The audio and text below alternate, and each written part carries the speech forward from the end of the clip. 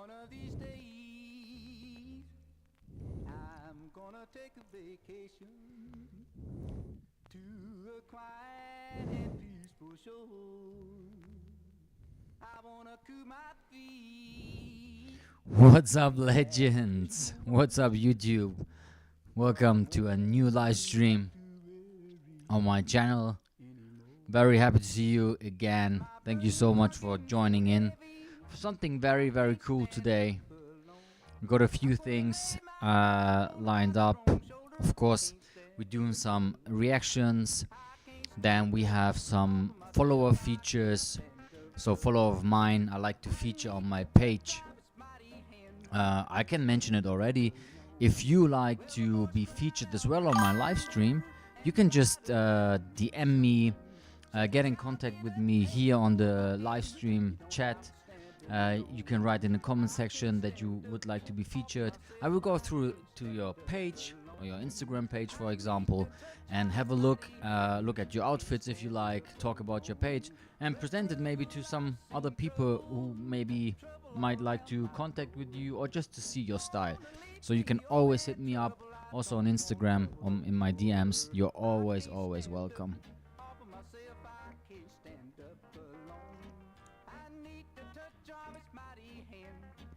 Hey Hendrik, guten Abend.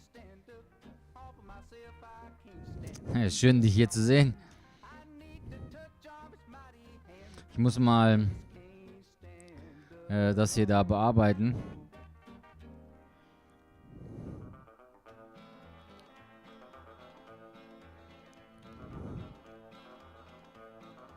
Dass wir den richtigen Titel haben.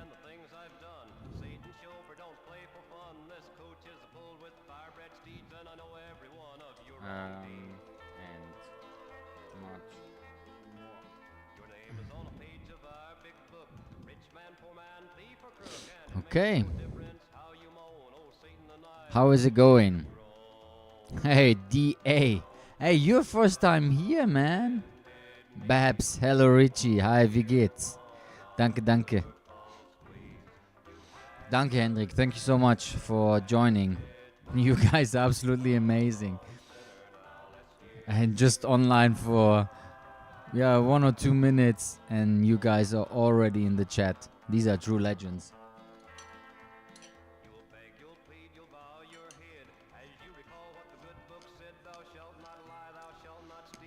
So cool.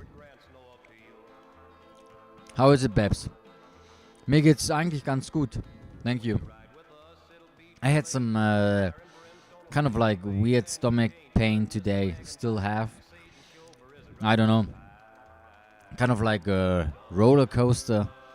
It's very, very, very, very, very random to me, to be honest. Usually I don't have anything with my stomach. But today, maybe I'm nervous. Maybe I'm nervous because of the live stream. No, I don't know.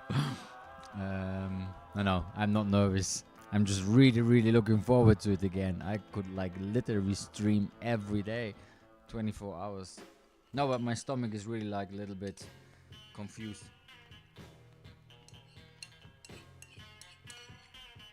So I'm just gonna finish this.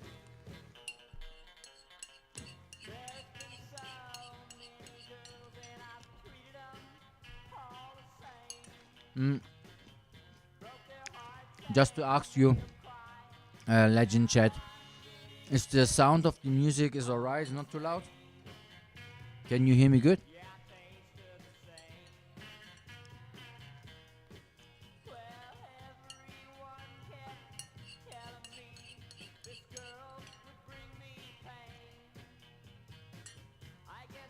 Perfect. Thank you, DA. It's right? You're the first time in the chat. Maybe I'm confusing it, but I think you are, right? Oh, I need to make the Instagram story. Perfect. Thank you, Babs. Yes, so cool. How did you... Yeah, probably you just... maybe did you come through Instagram? David. Good. So that's easier. That makes sense with DA. David. Welcome to the Legend Chat. As you probably don't know, I call this the Legend Chat. Just that you know. So,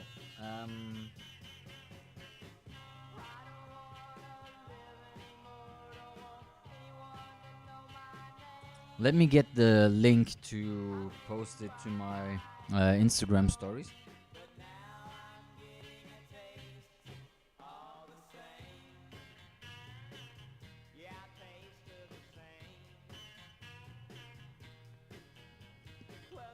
I actually was going to wear sunglasses to make the outfit perfect. The problem is that you can see everything what I'm doing here, so might be not so smart. So I skipped the glasses, but these are the ones.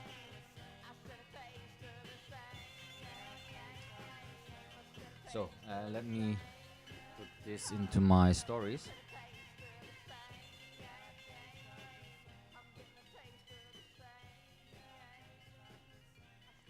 I'm gonna write watch here. So if you want to see my stories, hey Felipe, good to see you, legend. If you like to see the outfit with the glasses, it's in my stories now.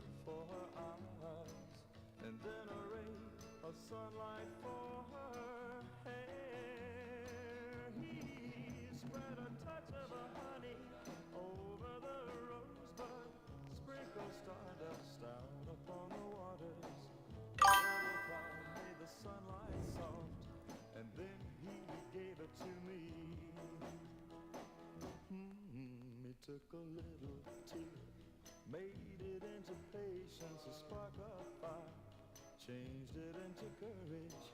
And just a second, sorry. A heart as big as all our doors. He gave her the patience to understand me, gave her the courage to always stick by me, gave her the heart that she might love, and then she gave that love into me. Just posting it. If you could see her, you wouldn't believe her. You'd say she's too good to be true. So how was your day so far?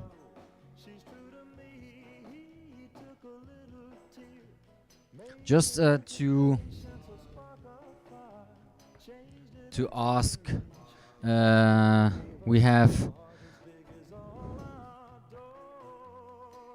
Yeah. So now it's live. So we have a few very nice things lined up for today. I picked out hopefully a few nice reactions. Then I would like to do a follower feature. Can we call it like this? Yeah. Hey Boris! Hello Richie, I was training and I'm going home. I'm gonna eat, have a shower and come by. Absolutely Boris, take your time. First we have to work out and do the work and then we can relax. But you should grab your food and come by and then join the chat. Yeah, but you're gonna eat and then shower. Okay, I do it the other way around actually. First shower and then eat. Hey, you know what's really cool? That we are so many people already from the start. It's getting more and more legends. It's so cool to see, honestly. We are already so many people, like we used to be on 2 days. No, honestly, it's so nice to see more and more people joining. Yeah. And also, if you are watching this, you are more than welcome to always DM me on Instagram. I think this is the easiest way to, or you can also write me an email if you like, but the easiest and fastest way for me to communicate for stuff like this is probably Instagram DMs. If you have any ideas what else we can do on the live stream, you're always welcome to write me, give me your ideas.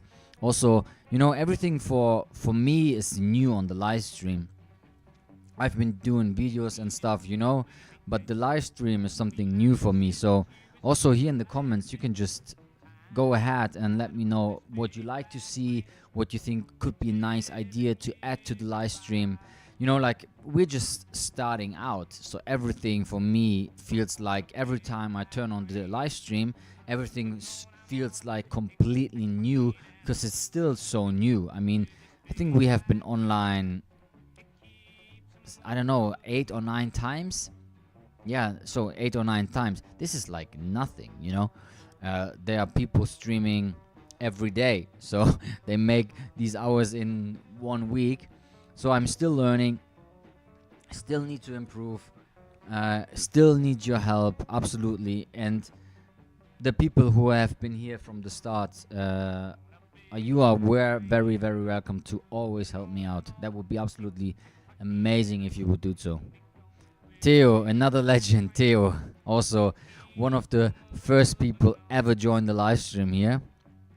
Thank you so much, Theo. How's it going? How was your day? Good to see you, man. I don't know how you missed it or if you missed it, but I was saying that. Oh, that's killer track. I love this.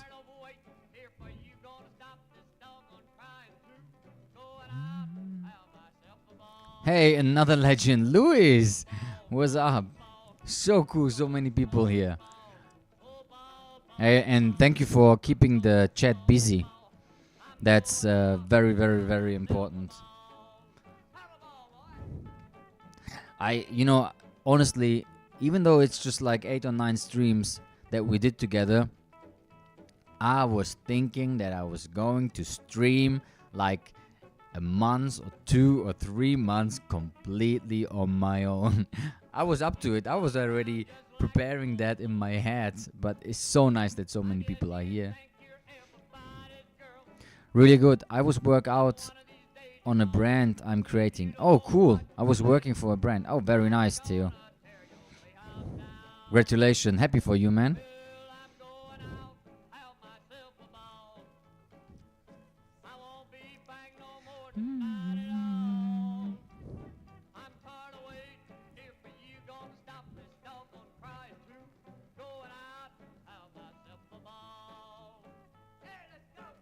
No ways, we will always be there to support you. And that, David, you're already doing so much.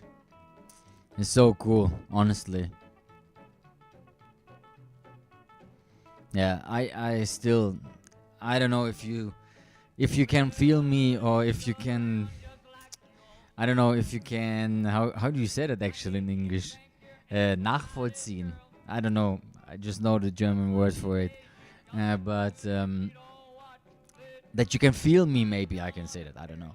That how much I appreciate every single person in the chat or coming to sneak into the live stream, everyone. We are really not a lot of people yet, but I can tell you I can do that with 5 people straight away for the next 10 years. I don't care. I just honestly enjoy it so much that you can't even imagine how much I enjoy it. Honestly, I love making videos. I love making content, like in general. This is kind of like one of my big passions. But going live and have no chance to repeat or to navigate something which might look nice or might look stupid or whatever, there's no chance you can redo it. And I don't know if this is the kind of like thing what triggers me to do it and try it, because I'm always trying to do my best, and here I don't have a second chance. Actually, I can, of course, I can correct myself, like if I say something wrong or something, but you have one hit and it needs to fit, and otherwise you just totally messed up. But maybe that's my challenge, what I really like. Richie, it would be great.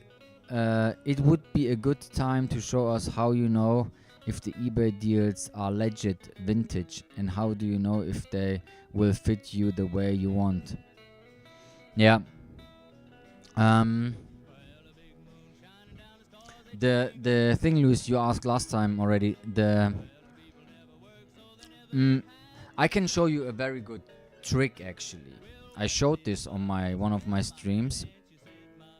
And the trick.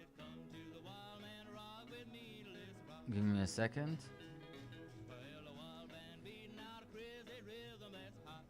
You know, with this, like you saying, is that alleged deal?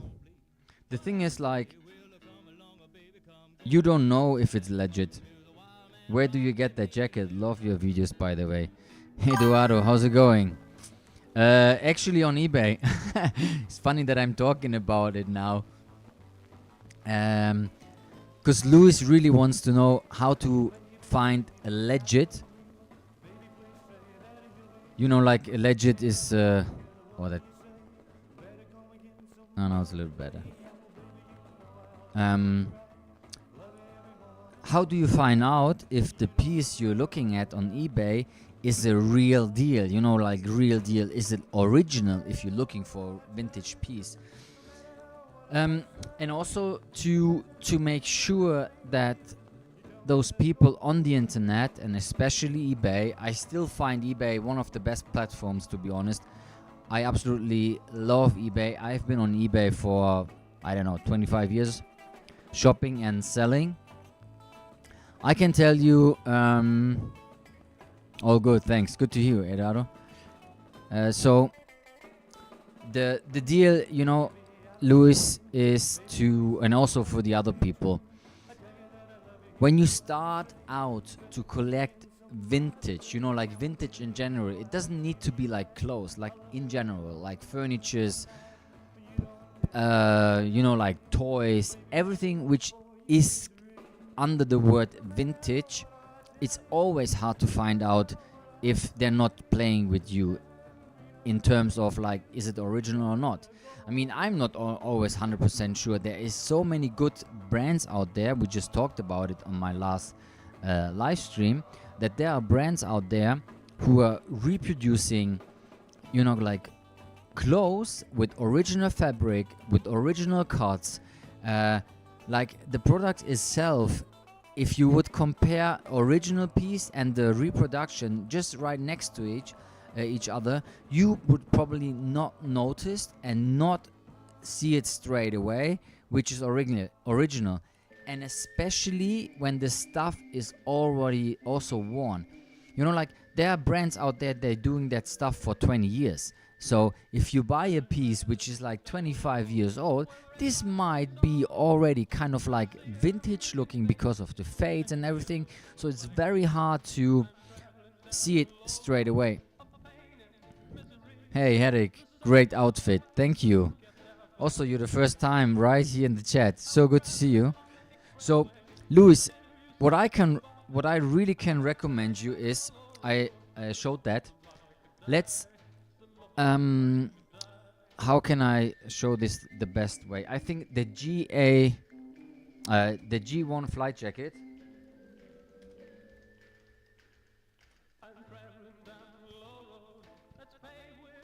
So, the G1 flight jacket. I mean, how can you tell? How can you tell if this, for example, is an original piece? What I can tell is that this is 99% original. But yeah, okay, I was just going to say this is a 70s jacket, and then I just saw that it's written on top here. Yeah, so it's a 70s jacket. I know because this USN whatever, I don't know how to call it in English, let's say stencil, but it's not a stencil, this cutout USN was in the 70s jacket as well. So you have to really make sure that you're catching the right piece. It's not the first time I'm one of your Italian fans. Oh, cool. Very cool. I forgot. Sorry. Good to see you again then. And when it comes to like original jackets, I always make sure. I mean, this is like for 100% an original one. You see it already from the tag here. The tags. This is actually a killer jacket, to be honest. Wow. Mine is very similar. And then also what you can see is that you go to the buyers, or the buyer itself, and you can see what else he's selling. I mean, this is a legit jacket. I see that already from the patch here. And then you can also see the zippers. So the zippers are always a good way to find out. If you know a little bit of the zippers, you can just put in. I think the zippers are probably the best way to find out. I mean, yeah, well, also again, a problem. Give me a second. Original. I know there's a page. I just have to find the page.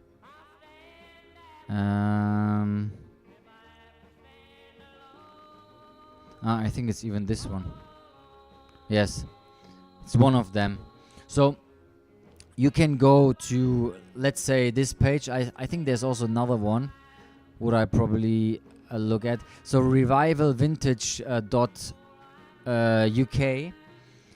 What about the fitting? Yeah. Just give me a second. So you can always have a look at the zippers here, but I also, like I said, there are a lot of brands which are reproducing or only using for their reproductions original zippers, for example. Yeah, so it's also, I mean, this could work. What you could do is check the zippers. This will give you a kind of like a rough date when the jacket is like made. Another very good thing is, let's say we're looking at 200 right now, okay? 200 US dollars.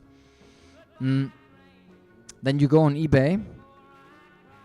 True, a zip says a lot. Yeah, I mean, this is like 95% of the time you can just count on it and you get something you are looking at. And also the tag is another thing I'm always doing. And what you can also do is shop by where is it again? And then sorry, G1 flight jacket. I'm just going back to that because I need to show you like this. So, and then you see here on the left side, you just scroll down, then you have buying formats, auctions, buy it now. I show you a very, very good trick. What a lot of people don't pay attention to or don't use it is sold items. So these are all items sold on eBay for those prices which are shown here. So we have, or even today, sold November 13th, 2025. This jacket, okay, best offer accepted. So someone probably made a good offer and they accepted it. So you can always see yourself if you have a very, very similar jacket. You can come to sold items and have a look for yourself if you are not sure if the price also is legit or not. You know? So this is a very good place to have a look at the sold items. But this is absolutely banger jacket. Oh my god. Now the problem is that we can't see it really. So you can go on the left side. I'll show you again that we don't keep it too long. So sold items, because I talked about it already in my live stream, so you can rewatch it if you like. So you go on sold items, and then I know that like also 90% of the people don't know this very good trick. So you can have like a kind of like reference prices for yourself and see if it makes sense to buy it or not. So now it comes to the fitting. what I can tell you, Louis, is very important if you buy, for example, Japanese stuff. Going away from like vintage and original stuff, the Japanese people, let's say I'm wearing a 30, like waist in denim. 99% of the denims which you buy from Japan, if they are not made for the European market, you can just count like a full size on it. So I'm wearing a 30, which is like, let's say, a good fit, and then a 32 would be my size in Japanese sizing. That's very important to know. So if you buy online Japanese products from like these special brands, you can always go like one size up. So also for shirts and sweaters, it depends also on the brand, but on pants I can tell you like 99% of the time you will hit. And then with the jackets and everything is the same. And then our original stuff is like, I know for myself what kind. I think then it comes way more to like the style of the stuff you're wearing.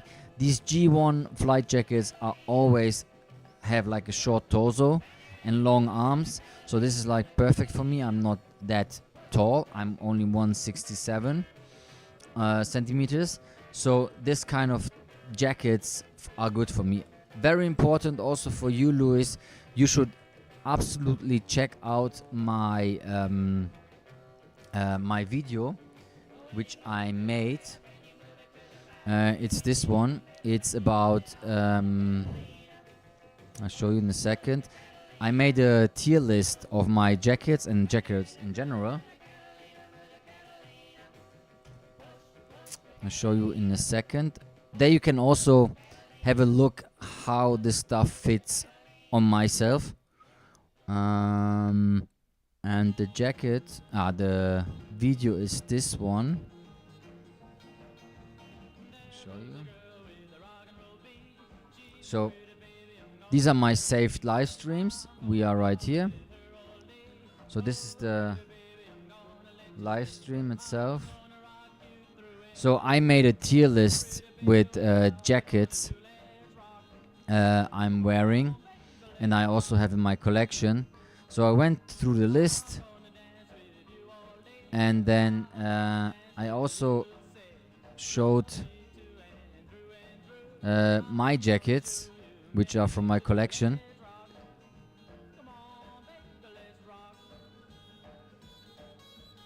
Yeah, then difficult. No, it's not. See, I also show the jackets I'm wearing. So, and then like different styles. And then I made also a tier list and talked about the lengths and how the cut is. So you should really check it out, Louis. This might help you. So the video itself is called the Ultimate Jacket Tier List. It's this one here. Okay. And then Philip is asking, is it necessary to have an eBay account for eBay US? I only have my account for Germany. No. You can just log in with your eBay account on the US page with your regular password and email address, and you will automatically be on the US page. This is what I'm doing. I don't have a US account. No. Just try it yourself. It's very easy. But you go like ebay.com. That's how you need to put in ebay.com to get to the American web page. Because otherwise, if you put in like DE for Germany, you will be on the German website and you will have completely different hits. No, see? It's completely... you see that I'm like 90% or even 100% only on ebay.com. As you see the stuff I'm searching for. This is my kind of like, yeah, how do you say it? Not this. I mean, this is the only ads and stuff, but on top, my hits, what I'm looking at. Yes. So, someone has like an addition or questions which I didn't answer on that. I hope, Luis, you kind of like okay with that, because 190 is very difficult. Yeah, and then also like brand wise, you need to find you need to find it out for yourself. You need to go to stores. It's so easy actually. I could just go to a store and show you how it works, but which store would like to have me in the store and let me explain it for you guys? I don't know which store. I hope it helps, Luis, really. Yeah, if I can find a store which would welcome me to go there and show you how it works, that would be good. Yeah, the fitting seems it's not too tricky. I can easily show with clothes, but the problem is that the clothes I'm buying, I know what I'm buying. That's the only problem for me. Did you try, Felipe? Maybe it worked already. Yeah. So, let me turn this on just a second.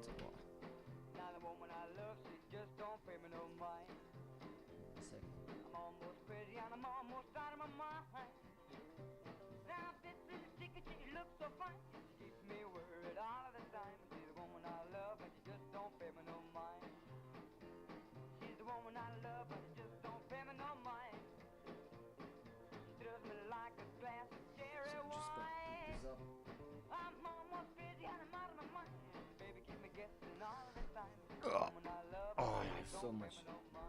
My back is hurting like crazy. Okay. Yeah. So I hope I could help you with that. If you have any other questions, just go ahead and let me know. Cool. So.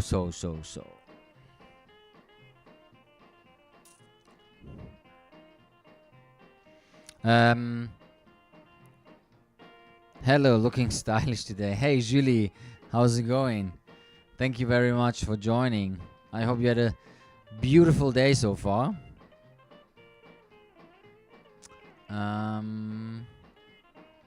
So I just said that I would like to do a follower feature. A follower feature. How can I explain that? Let me go to my Instagram page. How can I explain that? So this is my Instagram page. If you don't know, I'm Richie Hope. It's IMRE, yeah, and Richie Hope, like I'm Richie Hope, on all platforms. So how can I explain follower feature? Follower feature means model shoot. I don't know. This was on my holidays. That was so beautiful holidays. I really like the black and white shoots. Well, that's summer shape. I need to go back on that. Just a random question. How much time do you take to get ready when not recording? That's a wild thing. I need to do that on full screen. I believe me or not, everything on my videos is lean and protein. Yes, lean and protein. Luis, this is such a wild take because everything which you see on my videos is legit the way I get ready. It's crazy. Honestly, it's absolutely crazy. So everything what you see on my videos, on my Let's Get Red videos, is absolutely legit. This is the way how I get ready, even if I'm not recording myself. So the point, Louis, is that I don't show brushing my teeth. I don't show taking a shower. I don't show what I don't show. No, then everything else I show actually. I show how I do my hair. I show how I get putting on my pants and everything. You know, you can believe me, or you can just keep it and think this is absolutely bullshit what I'm saying right now. But shaving my socks is one of my routines, and that's legit. My wife calls me crazy and tells me that is way too often how I do it. This is not something I made up. This is really. Yeah. What do you think about buying new clothes with the vintage looking?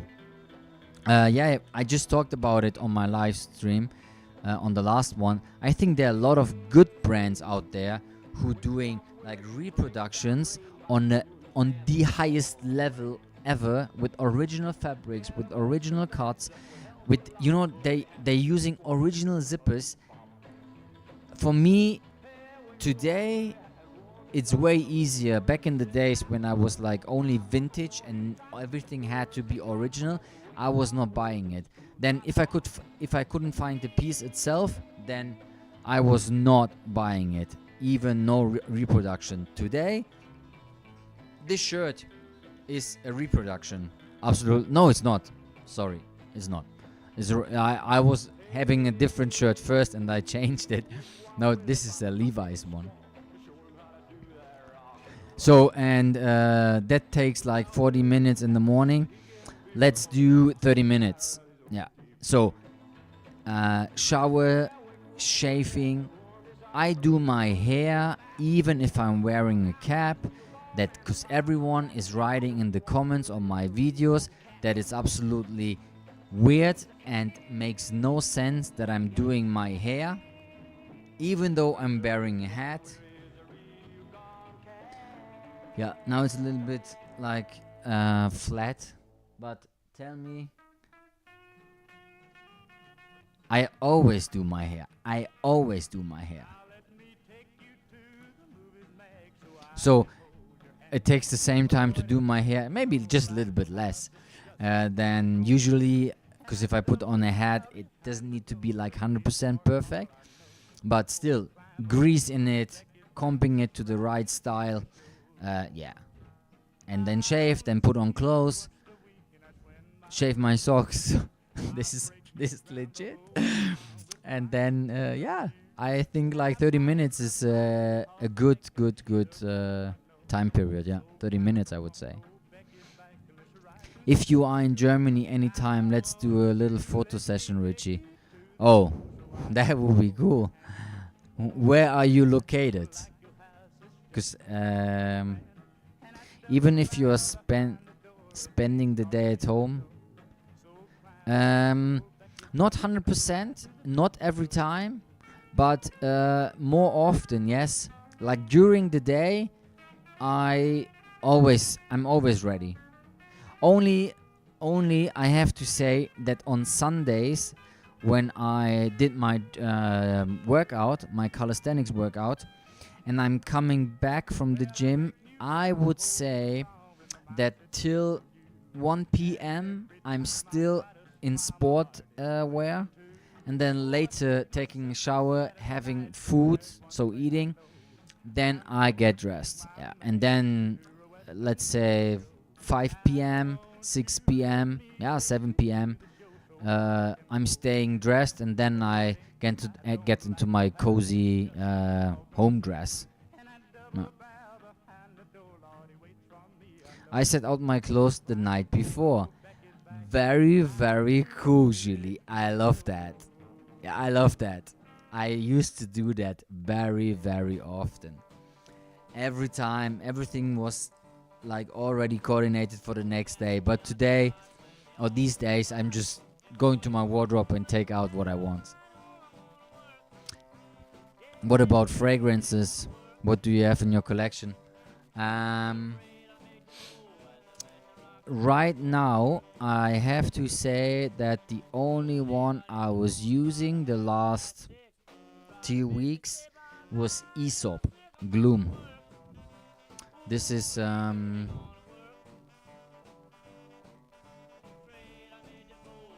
I show you.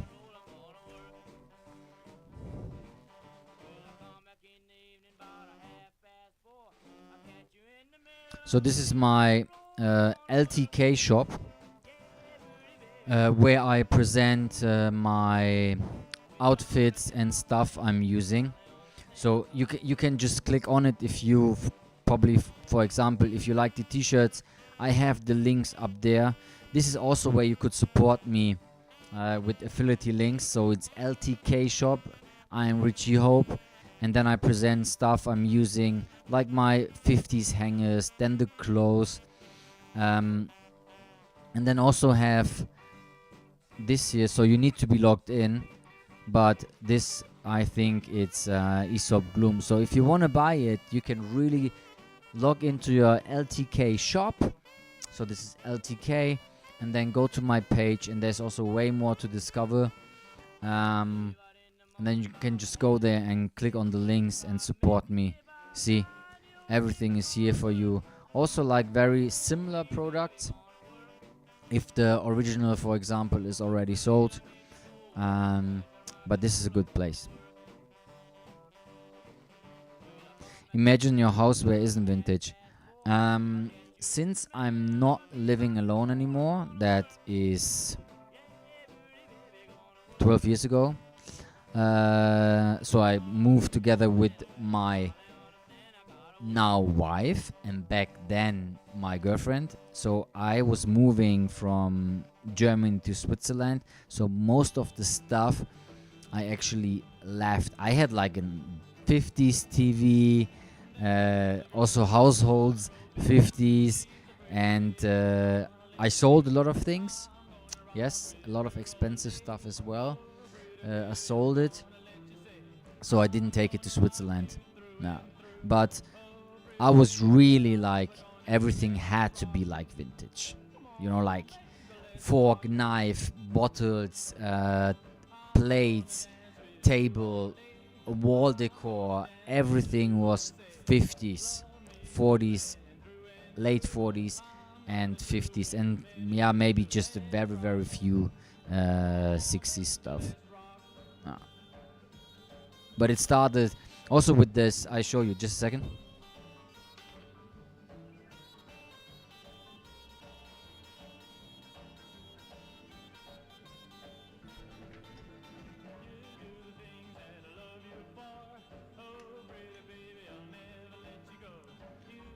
So see, this is. Now let's. How can it focus?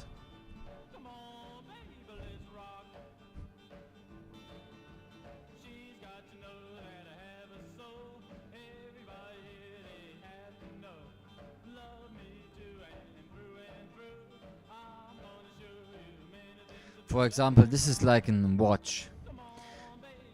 That was one of the pieces I always had with me. This is already in my collection for over 25 years. Just saying. In my collection, over 25 years. Imagine how old this is. Yeah.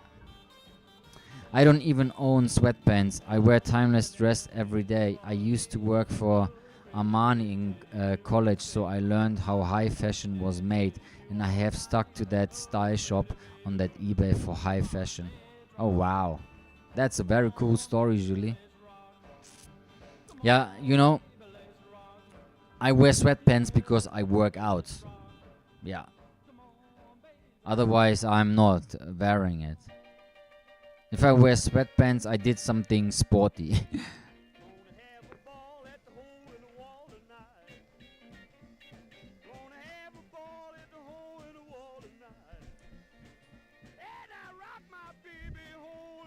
Okay, I think we should really do a reaction right now. So, if you want to support me, you can do it on the LTK shop. I have an affiliate link. You can shop all my styles and everything you like, shirts and whatever. You can always write me on Instagram. Hey Christian, hi, how's it going? Balletcore is my sweatpants. That's good. That's cool. Hi Christian, how's it going? So, I think it should be reaction time, and I have picked out something very, very crazy. If we're talking about vintage clothes, about clothes, I mean, we talk about a lot of clothes, but there is a guy who has absolutely the wildest and craziest collection and knowledge I know. Yeah, I think he's top 3, at least top 3. But we're gonna watch this right now, so I just need to find the video. And maybe some of you might even know, I don't know, but this guy is absolutely crazy. The biggest, or one of the biggest collectors ever when it comes to vintage clothing. Maybe some of you heard about him.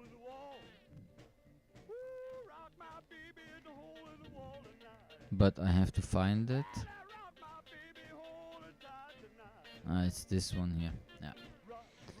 Okay, give me a second. I just need to get that ready for you.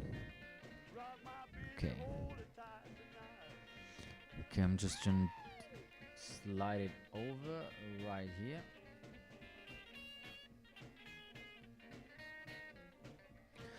So this going to blow your mind. Here now, all done and ready to relax with you. Thank you, Boris, for coming back. So cool. Reactions, Julie. Yes. If I show you this will blow your mind. Goodrich just ordered a pair of Oni. Oh, cool. 288 jeans. Oh, very cool. Okay. So I turn off the music, of course.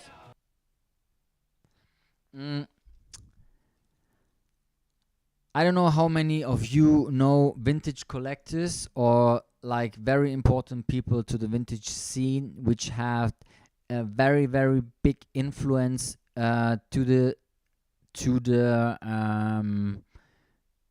scene, and important, like these guys have knowledge you can't imagine. And it's not only the knowledge, it's also the collection they have. Stuff where a lot of people get inspiration from, because these people have the original pieces. So they gonna reproduce from these original pieces, and if you don't have them, you can't reproduce them. And this guy has it all. Yeah. So I'm gonna do the intro as usual, and then I'm jump into the video with you guys. I really hope you will enjoy it. I find it crazy. I haven't watched the video, of course, but I know the guy. I just will talk about it a little bit later. Okay, sorry. Okay, so I'm gonna need to start the recording. What's up, legends? What's up, YouTube? Welcome back to a new reaction video on my channel. I'm very happy to see you again. Today we have something which will absolutely blow your mind, and especially if you're into vintage collecting, vintage pieces, vintage clothing. This dude has the biggest knowledge and the biggest collections I know of, and is a very, very important figure to the vintage scene. Mr. Zip Stevenson, and I don't know if you heard about him. And the video we are watching or reacting to is from the channel Bit Stitched. We already watched one video from them. Absolutely great guys, very great channel. And the video itself is called $100,000 Jeans question mark interview with Zip Stevenson of Denim Doctors. So Zip Stevenson is the man you should absolutely pay attention to. I'm just going to talk about it a little bit more in a second, but I would say we jump into the video already. The view of this is crazy. He's going to talk about, hopefully, about these boots, because these boots are very, very special. So I hope you enjoy it, and let's jump into it.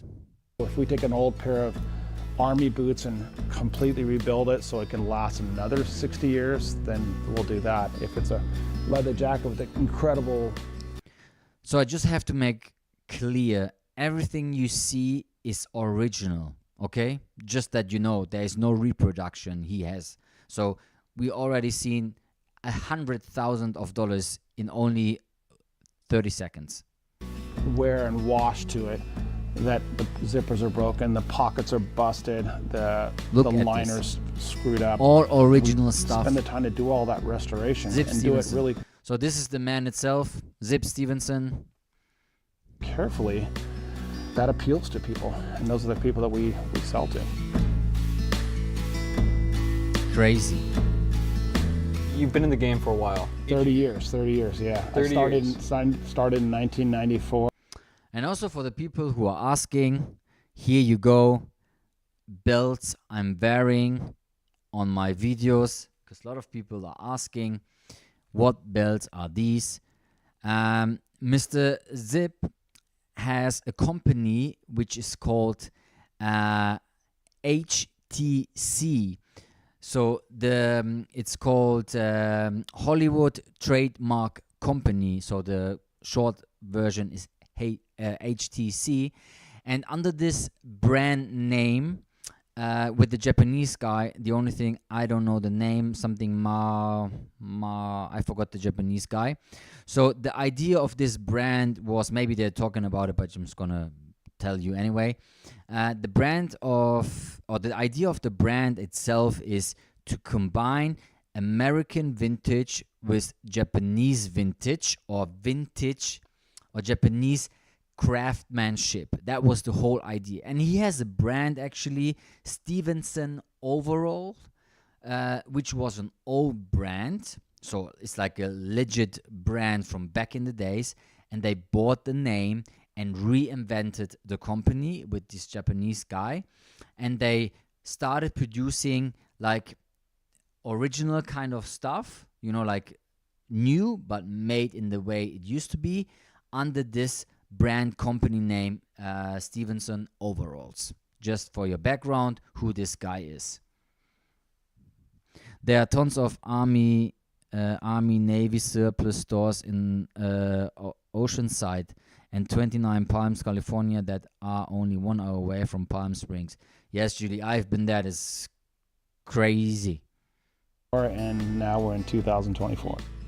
In my case, I've never really been a guy going to rag houses, or never gone to what are called the bins, where everything's $1 or $2 or whatever. So I've always been buying like a secondary way. So those people find it for the best price they can, and then they sell it to me for something close to what they imagine they can get at retail for it. So if they think that they can sell it for $100 at retail, maybe they'll sell it to me for 80, yeah. Especially if they bought it for $5, right? You know, $5 or $10. Yeah, but it puts you in a sort of interesting margin position where you're paying somewhat close to retail, and you'd still need to be able to squeeze out more value out of that. So there's a common difference between, let's say, flea market retail and in consumer. Yeah, right, exactly. So just like you would find a high-end Chinese restaurant with $100 a person for dinner, or some strip mall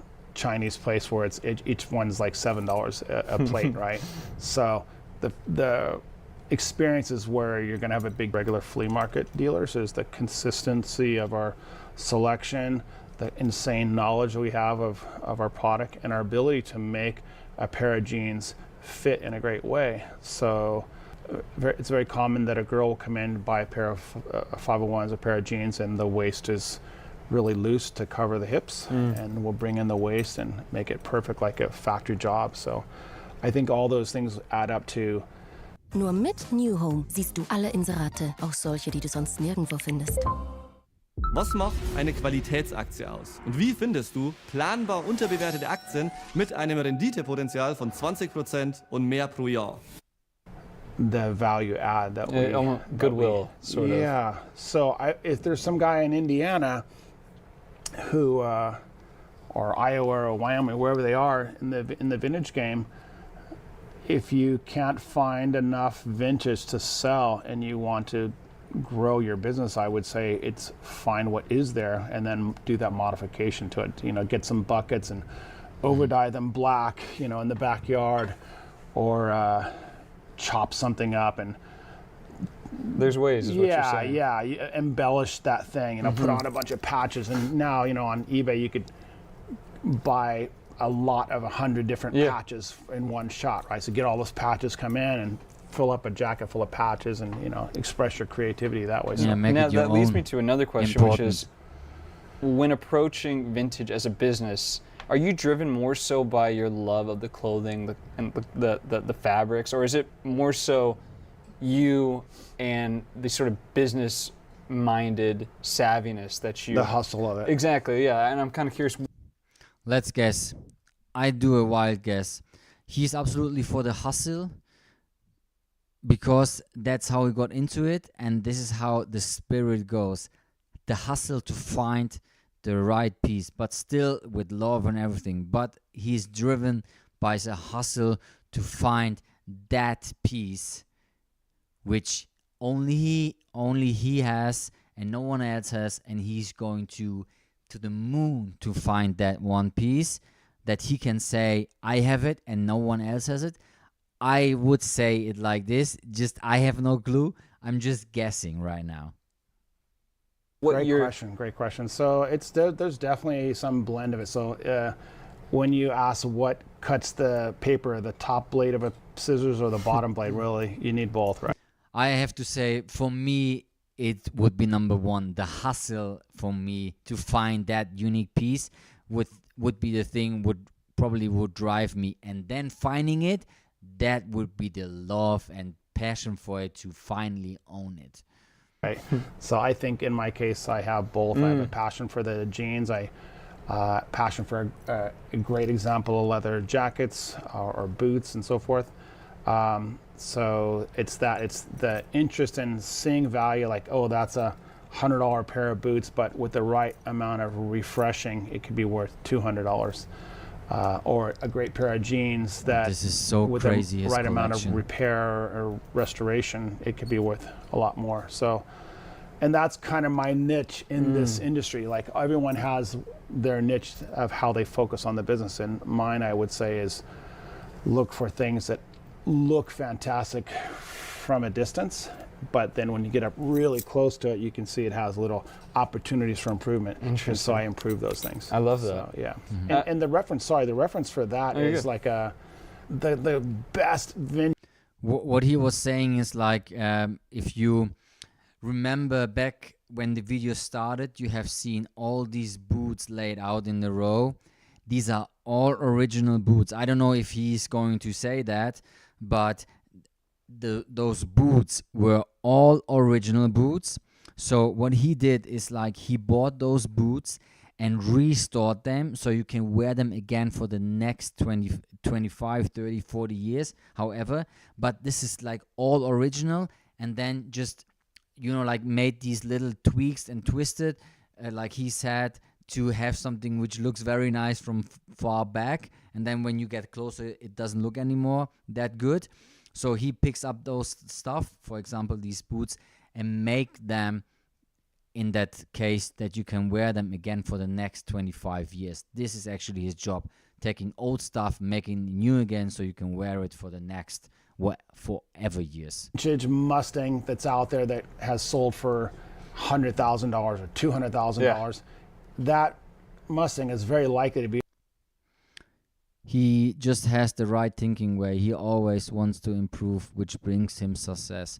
Yes, 100% Boris. on new tires, right? It's not going to be rolling You're around 100% on, right, on, yeah. on the original 50s tires that are 70, 60, 70 years old. That'd be dangerous, right? So like that, like fresh tires and, you know, fixing the upholstery on the car and maybe rebuilding the engine and transmission, all that kind of stuff, all that rebuilding makes the car more valuable, and it creates more interest in a wider amount of people. So there's a handful of people who just like it exactly the way it is, as is, garage found, just give it a quick wash and they're good. But the majority of customers want it to be, you know, they don't want to worry about it. They don't want to get broken down on the side of the road in Malibu somewhere, right? They want all those things done. And so I think our customers, we appeal to the people who want something like ready to go. You know, they're not. But that's an interesting take, because for myself, it would be completely the opposite, to be honest. When we're talking about like reproductions and vintage original stuff, you know, like original from that era, let's say from the 50s, he says that his customers want stuff to ready to be worn, you know, like you take it out of the shelf, you can wear it and it's perfect. So that means for myself, no marks, no holes. The product itself looks brand new. Also, like he is explaining with the cars. For myself, if I buy something which is like original, it doesn't have to be perfect. Otherwise, the spirit and the historical factor of changing something which makes the piece so unique, let's say the hole, whatever this hole like happened with the knife, the guy who was wearing it made it by accident, it has a story. So he picks up the stuff and he fills the hole up so no one can see that hole. So he actually takes away history. This is how I see it. I absolutely get that there are people, they just want a cool piece and they just want to wear it. I get it. But for me, a cool piece, also like this guy is wearing in the video with the holes, the t-shirt, this is vintage. This is the spirit of vintage and historical. And you know, like, what does this piece of history tells you? What is the story about it? I just don't want it to be, you know, like taken away. Looking to spend a bunch of money on something that already has headaches built in. See, this is original. This is the perfect. one that we did a video on a couple months back. Oh yeah, a lot of folks saw this one. Yeah, this one, it's sold. I actually have seen I'm that. hand This carrying is it to Japan. Crazy. So that's why we still have it, even though it's sold. And probably has one of the best washes. I know the jacket because I have seen it on the internet, on Instagram. I want you, before we keep watching this, I all want you in the chat, in the legend chat, to make a guess, and also in the comment section on the video, make a guess. What do you think is this jacket worth? I can tell you it has been improved to look like this a little bit. This is the only thing I'm going to tell you. Tell me a number, an amount, what you think this jacket costs. 1,000, 500, 700. What do you think, Julie, Christian, Boris, Louis, Theo? What do you think? What do you think this jacket? Boris says $550. Julie has a guess. Louis, Christian. What numbers? Philippe. What do you think is this jacket worth? What's the 1,500? Hendrik says 1,500. I can tell you is a little bit closer. 1,700. Like, give me more. I want more. 7 around 50 around. Yeah, give me more. More ideas, more guesses. So Boris says 550, Hendrik says 1500, Jan says 1710, and Louis says 750. Henrik does another guess with 2K. I can tell you, you are far away from that price. Like, far away. Let's continue. That I've ever seen in these jackets. It's also a pretty big size. It's not a split back, but it's even though it's not a split back, it's actually a real big size. So, and this kind of wear on the arms of these jackets is not something you really see. It's incredible. So it still has the Type original 1, by the way. leather tag, which Wow. again is another pretty unique detail. So this has never gone through a washing machine, this jacket. So when I got it, it was absolutely brown. The whole jacket was like that, just absolutely completely brown. And I dunked it in warm water I wish he had a photo of it. many times to get all the dust and dirt out of it. And you could do It it will more. blow your mind, the There's price. more to wash, but the customer said, no, I like it. I like that it has this, so let's not mess with it. It had some dings on it, so this shoulder was blown out originally. Now see, this so is we where he took it fixed up. it. You see that? This is like what he says, like, okay, I get this.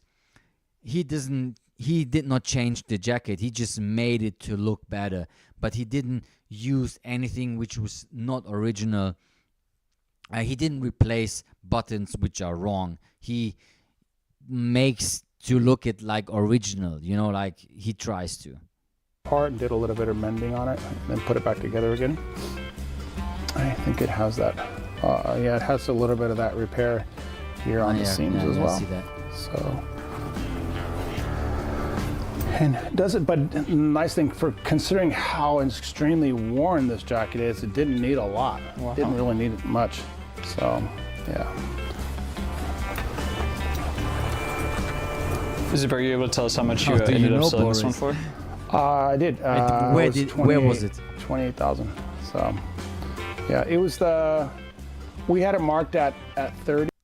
Oh, I just missed it. I Yeah. did. It was 28,000.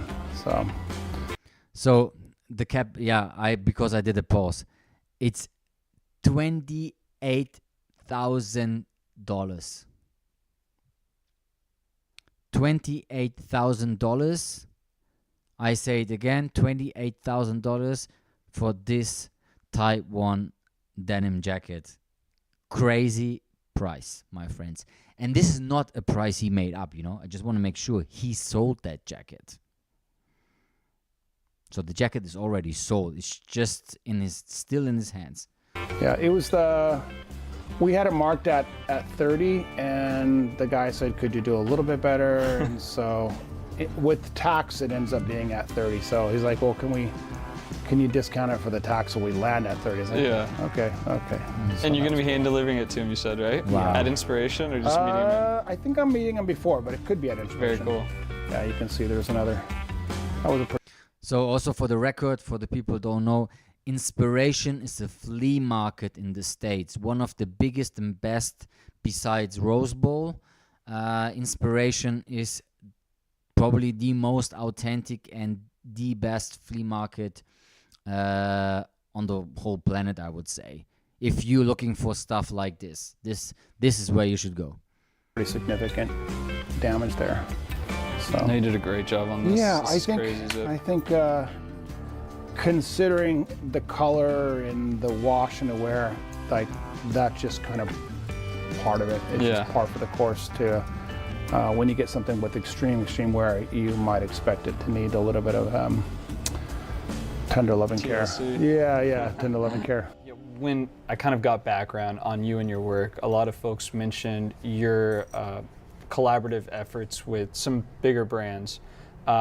There's one in particular that I think it was okay if I mentioned. It was Supreme. Yeah, Supreme was a massive deal. It took us a long time to get through it because there was so much quantity. Go into it because we'd love to hear more about that. Yeah, I mean, just sourcing, like getting the fundamental components was a challenge. We had to call several different suppliers to get it because any one supplier. Just didn't have the volume that we needed to complete the. This is complete new the to me. project, Now, what so. exactly were you tasked with working on with Supreme?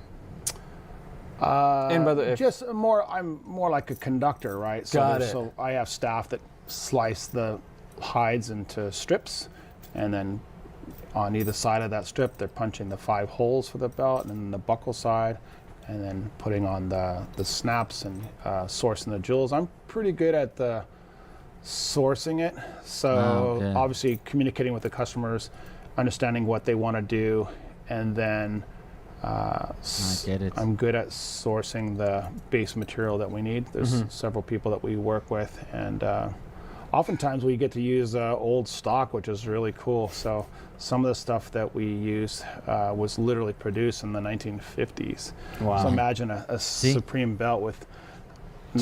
Yeah, see, okay, this is crazy cool that they're showing it actually. So this is the Supreme belt. This is the Western style belt I also have. I mean, this is completely different, like take on it with cow fur.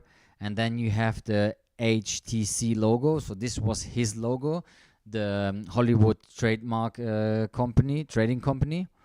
And then, you have like a typical Western style belt in collaboration. 1950s components It's on incredible. it, right? Yeah. So literally a 1950s component and a brand new component, there's no difference in them. The Wow. glass jewels, there's Wow. actually no difference between them. The only way I know that it's old is because of the packaging. Yeah. I'm opening it up, the packaging, and the telephone number on it, it's like Wisconsin 483 or something like that. Hey, honestly, I want to see the whole belt, to be honest.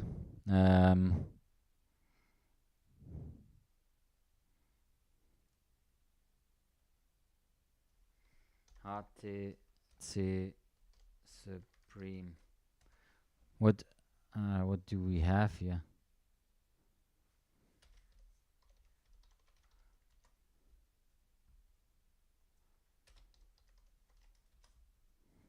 It's not. They're here. Something like this. Supreme.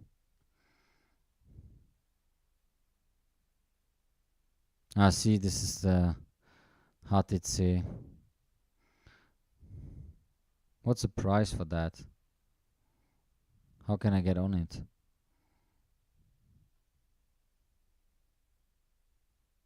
That's very similar to the one he was showing.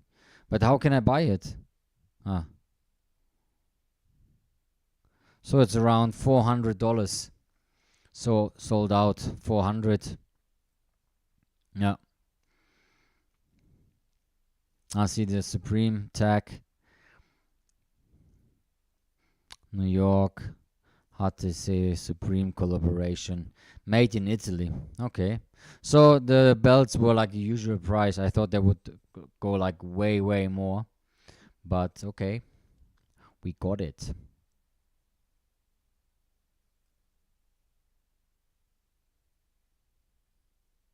So, yeah. What's been your experience like working with brands like Supreme, other unnamed brands? Has that been a fruitful, positive experience, or has it been more of a time suck? Or Good question. So sometimes it can be like that, where it's not a very enjoyable thing, and so if we can't figure out what the problem is, then we don't go forward with that brand.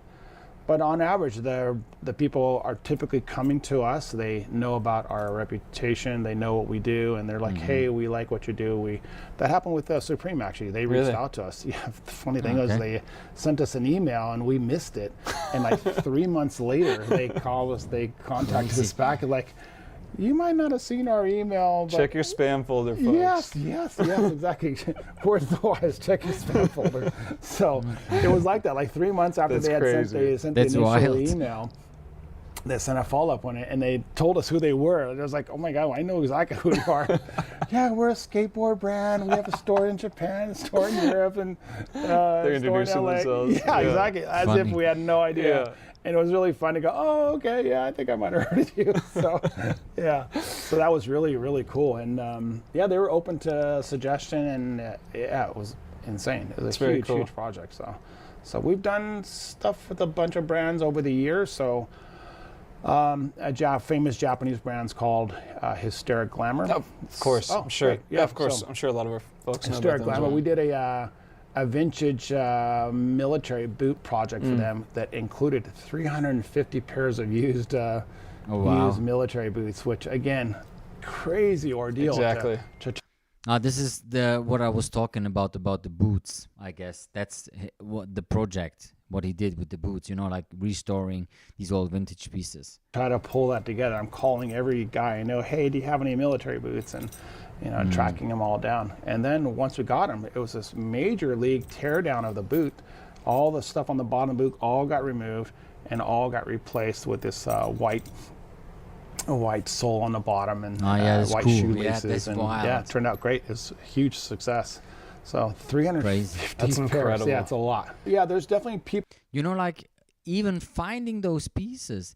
I mean, you can't just find this on eBay. You need connection for that, and this needs to be like, you need years of experience and be like for years into that business to get all this connection. This is gold nuggets right there. Have you seen they all were the same pieces? I mean, how in the world can you find that?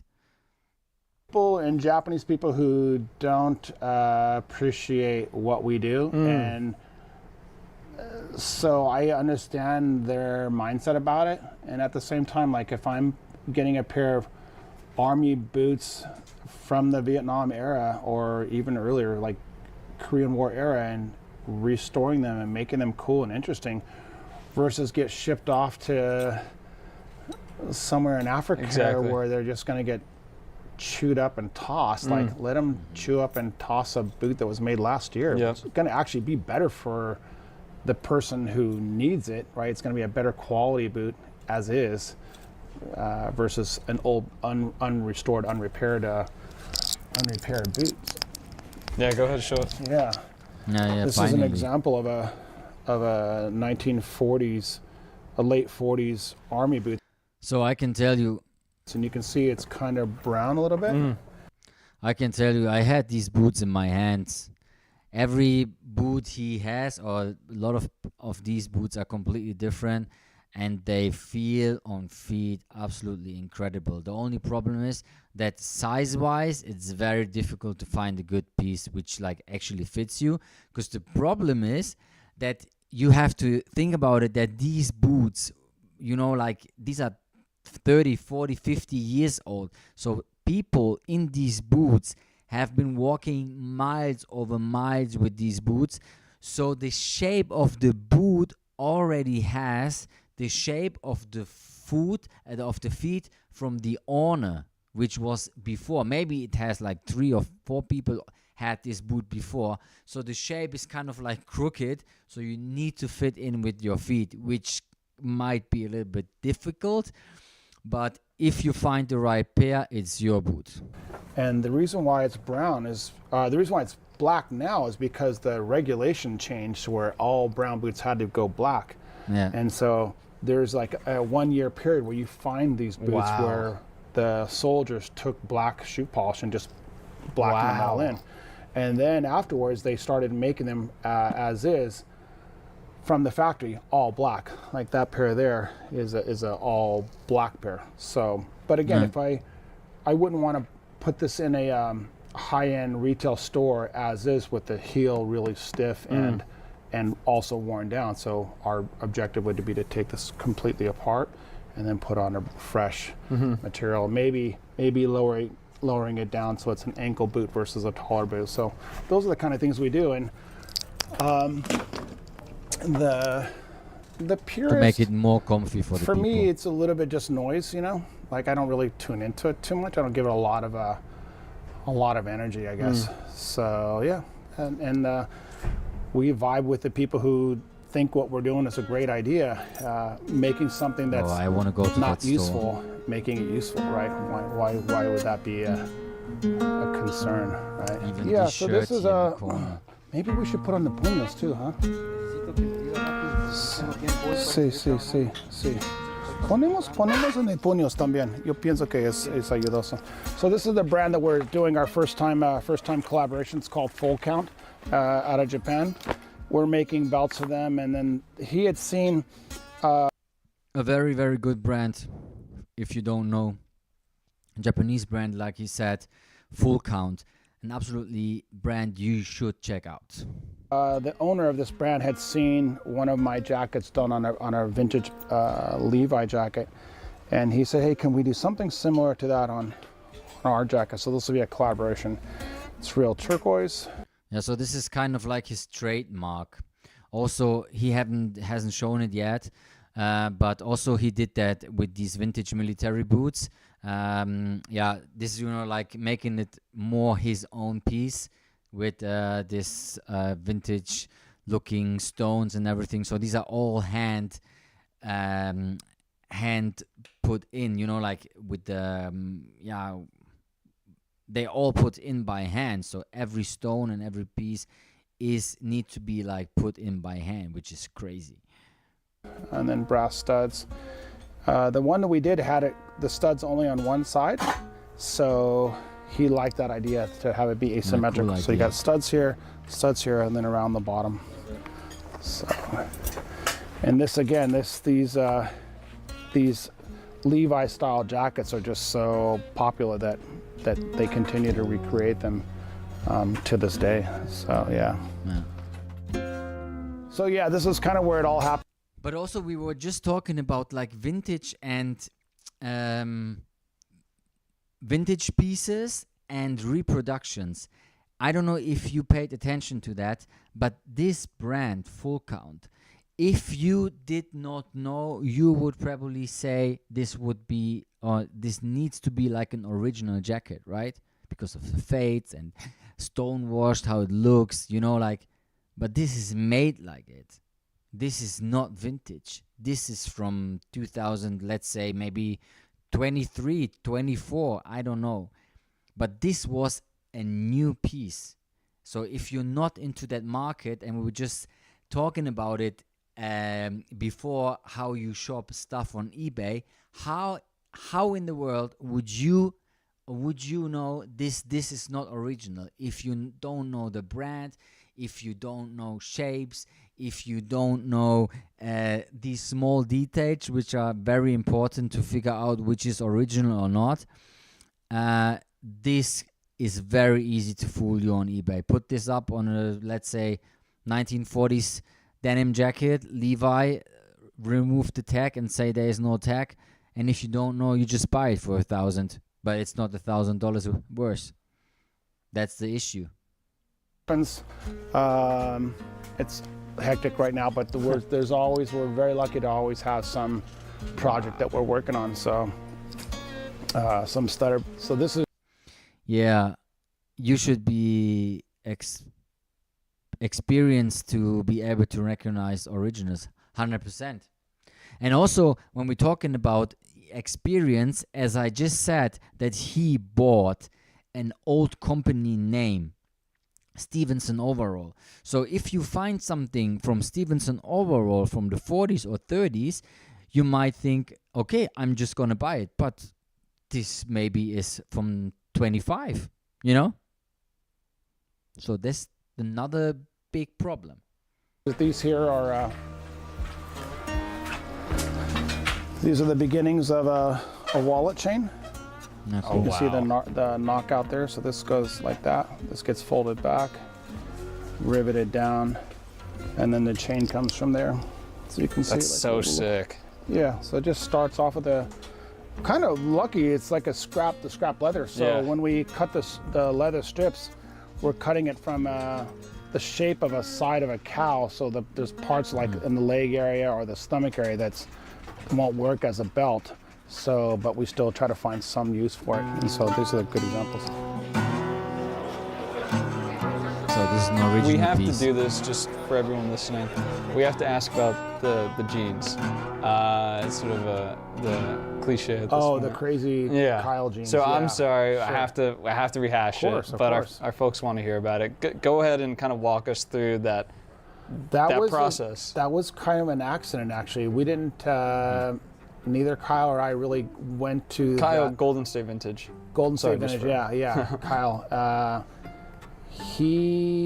him or I, neither of us really went there with the intention, we got to get this jean. That didn't happen at all. Literally, in the moment after the auction had started, Kyle happened to be sitting behind me and he leaned up on me and goes, what do you think of those jeans? And I said, I think they're fantastic and I think it's a smoking good deal. And I've been in the business for almost 30 years and I've only seen 2 or 3 other pair of this caliber in 30 years. So they're extremely, extremely rare. Crazy. And this pair, although it has some issues, it's absolutely wearable. Versus a lot of these jeans where it's literally missing half a leg. A lot of these jeans are missing half a leg. So, or they're like size 26 or something like that. So the fact that it was really, really beautiful and wearable and a good size, like all those things add up to being a crazy valuable Perfect jean. jeans. So as the auction went, I knew that the jeans had some kind of reserve on it, undeclared reserve. So I threw my hand up there, 50 grand to put on there with no true intention to get the jean. And then Kyle asked me, well, what do you think it might go for? I said, it's probably going to go 100 grand, given how crazy rare it is if the right people are online watching this and so forth. And he goes, well, I have some money. I might be interested in getting this. And he goes, I said, well, So I don't know if you catched it, but they're talking about 100K denims, right? So paying 100K for a ripped and half denim. But he doesn't want to just completely trust what I'm saying. Put your money where your mouth is. I said, well, I'm good for 10% of whatever thing goes to up to 100 grand. I can put in 10 grand on it because. Again, I didn't plan to buy those jeans, and I came there with a budget to buy a bunch of other normal stuff, the repairable denim, that's like what I do. So back and forth on the bid, and then it ended up being some lady from Connecticut who was the underbidder with us, and we got it with all the fees. It ended up being like, I think $78,000. I want to see that. Where is this and online? I think that's, I still believe it's a smoking deal. So there was a Mickey Mantle, Hank Aaron shirt just sold yesterday for like $24 million, right? Yeah. Babe Ruth, yeah. Yeah. $24 million Babe Ruth jersey, right? So is there any reason why that is worth that much more than the next thing? Well, it's because 2 or 3 people really, really wanted it, right? So I think it's the people who have the million? ability to buy something like that are the same people that we believe would be interested in our jeans. Just that we're ahead of them, right? Like we're ahead of them about understanding its uniqueness, its value, its social value, its intangible value.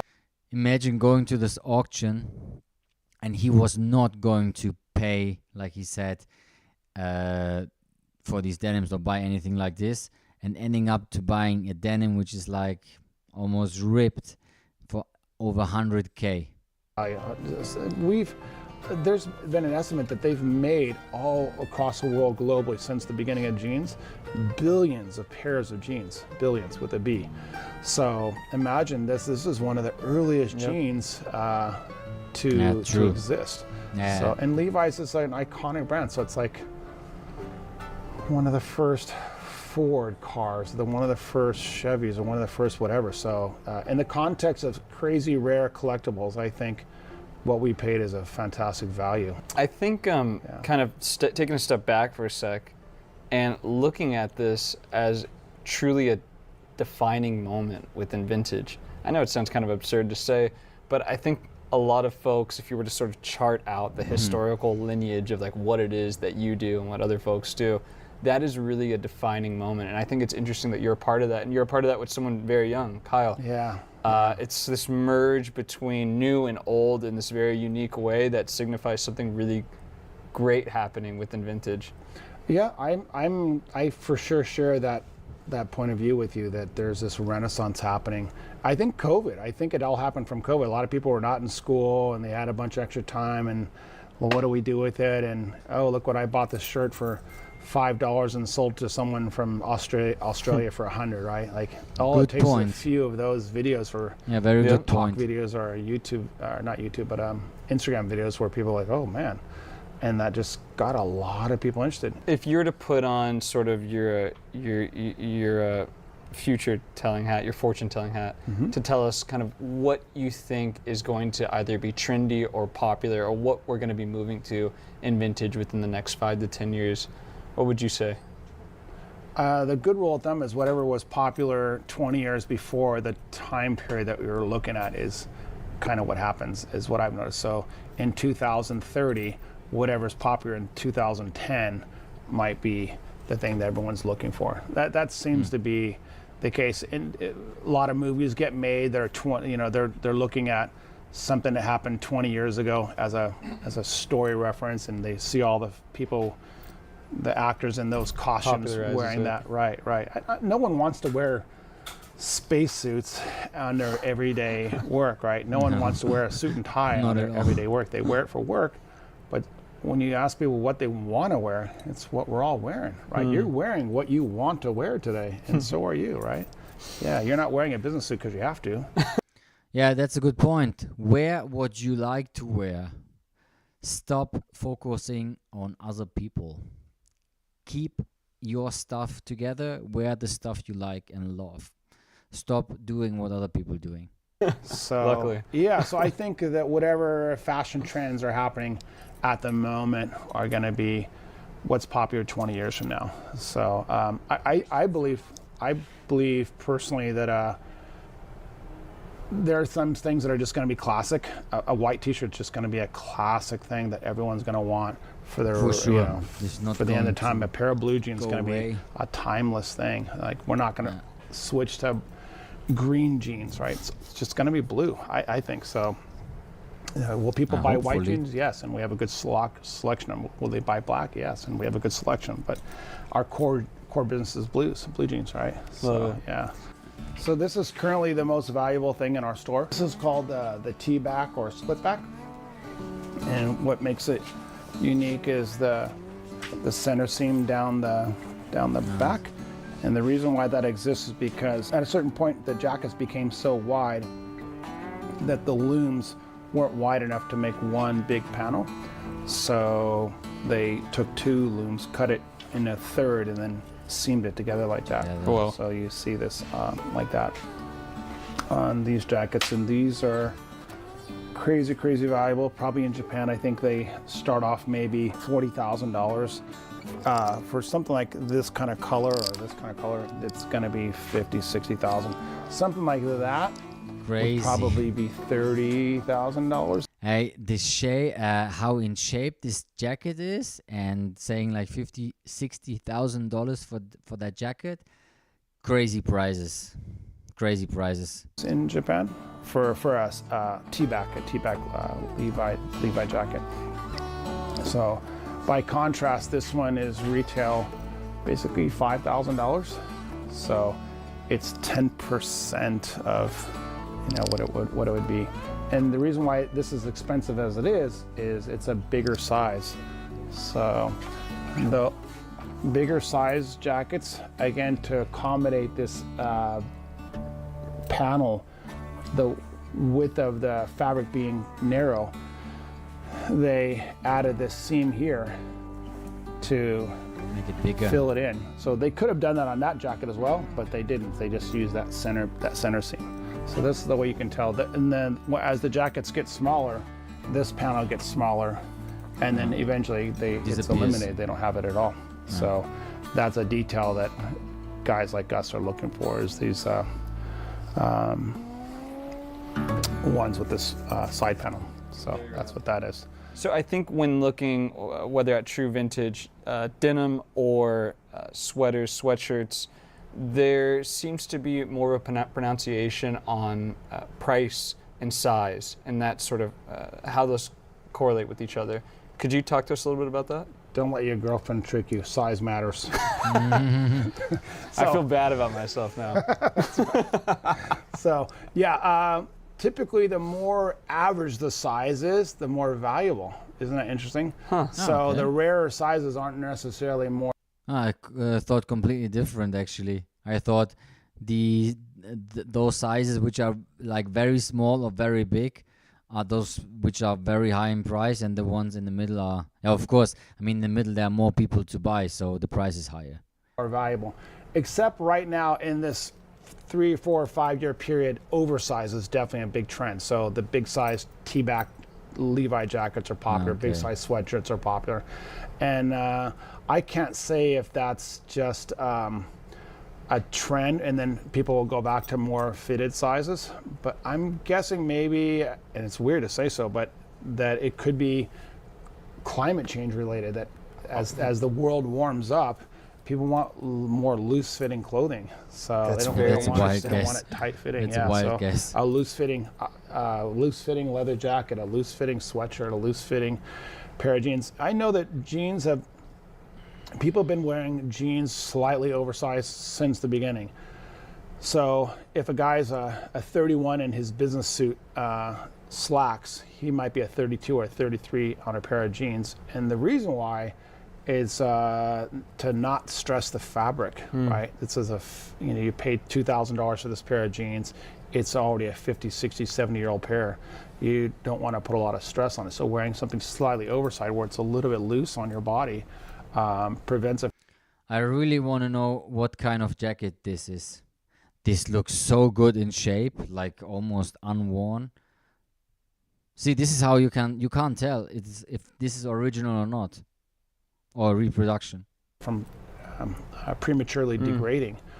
So I think it's a pendulum that will swing back and forth, especially on tops. So from wearing very, very oversized to more fitted, I think that the trend will be swing back to more fitted, but not tight like before. You know, and when I was in this business, they want exactly tight fitting denim jacket, a flight jacket like an A2 flight jacket. They'll want It that has to just be. size, but Yeah, for my taste, it has to be the right size. You know, I don't wear oversized stuff. I think if you have, like he said, like an A2 flight jacket, it should have the right fit. It should be not oversized for my taste. Makes everything completely different and so much way off from the style the jacket should be worn. Should be worn like in question marks. I mean, for me, it just doesn't make sense to have a pilot. Just imagine where the pilot was. If we're talking about, let's say, sheep jackets, you know, like these B3 bomber jackets, flight jackets, they need to be like, they were already big, so why should they even be bigger? Those people could not fit into the airplanes because it needs to be tight. So it makes for me no sense to have a jacket like this oversized. Just historical wise makes no sense for me.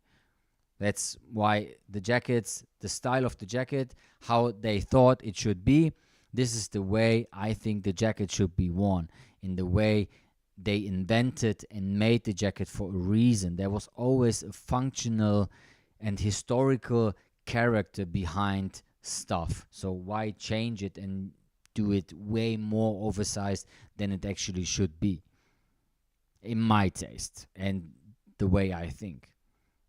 now I think at the moment it's loose, and that might last a while.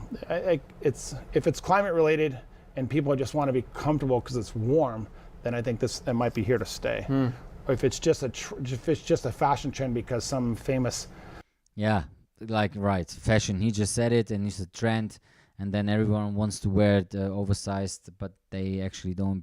Then actually they don't have any clue what they're doing. They're just following the trend. Yeah, well, different story.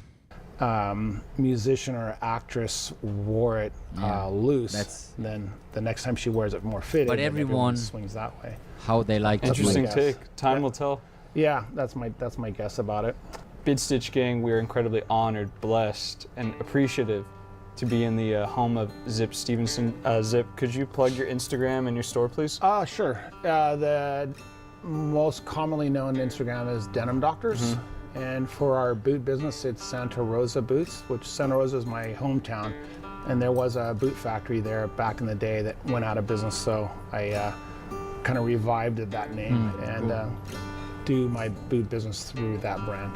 So those are the Very two cool. ones, yeah. If you are in LA, come check out the shop. Incredible service, curation, and Zip, of course, incredible guy. Thank you again, sir. Thank you. Yeah, thank you. So cool.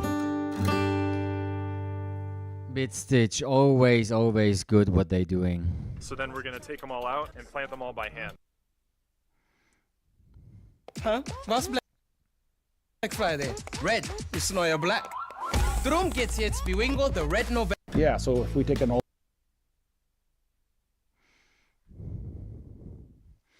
So absolutely love this one by BitStitch. Always a great job and a great take. The only thing, to be honest, what I'm missing, what I would have loved to see is what he just said in the end, a little bit more of the store. But this is probably only my taste. I would have loved, because I never had the chance to go there. So that would have been nice for the overseas people who probably don't have time to go there. That would be incredible to get a closer view to the store itself. But anyway, for me, an absolutely mind-blowing man, his knowledge, and very well put together by BitStitch. Always were absolutely worth looking at the channel from BitStitch. If you are into vintage, this is absolutely a channel you should need to focus on. So I'm gonna give it a like as always. Then we're just gonna go through some comments. So these guys a vintage Lee denim jacket a month ago or so. Pretty sure I made a mistake. Now you just realize it. Yeah, probably sold it for $10 and now he sells it for 1,000. And now I'm just guessing. $30,000 sounds right. Okay. 20K for a denim jacket is fucking insane. As the world warms up, lol. Yeah, very cool. I hope you also very enjoyed it, legends. So I'm gonna leave a comment. Brilliant as always. Thanks for sharing this. Thanks for sharing this with us. Yeah, perfect.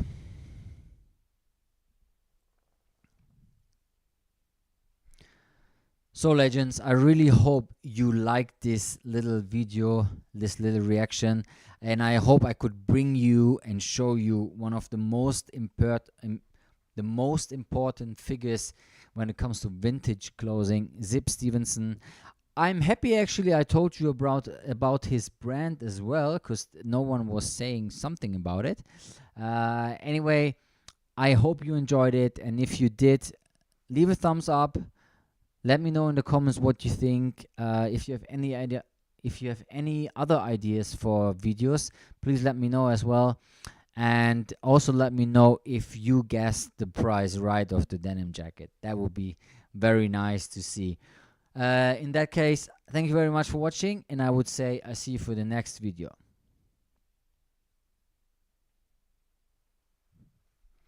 Christian, amazing video, Richie. Yeah, thank you very much that you enjoyed it. Very happy. I mean, I'm just telling what I think about it, but I'm really happy I talked about it. Richie, how we doing with the watch time? How close are we to 4,000? Not very close. Oh, Boris. I tell you right now, we're hustling, but we're far away from 4,000 to get monetized. So if you like to support, you're always welcome to do so. Share my live channels, share my live streams, share my videos. Would be absolutely blessed if you would do so. This is how we get bigger, and this is how we can have way more legends in the chat and enjoy each other and be kind of like the biggest legend chat. And as I said, we're the only live stream which operates and talks about vintage clothing I promise you there is no other streamer on YouTube who does this live. No one. We're the only ones. So I tell you right now, we are sitting at... I need to go to my insights. Give me a second where I can find it. Where is it? There it is. YouTube Studio. We are, Boris, at monetization tab is right here. We are sitting at 2,300 watch time, and we need 4,000. So we right now 2,300. So we got the half time, but there is still a plenty of hours we need to collect. Yes. So what you can do is share and care to make it bigger and bigger. And as we are just talking about it, I totally forgot to give you a follower feature, because this guy, when he started following my Instagram page, he honestly, I think he shared every single video of mine when I posted it, which is crazy to me. There are very, very few people who share videos anyway of mine.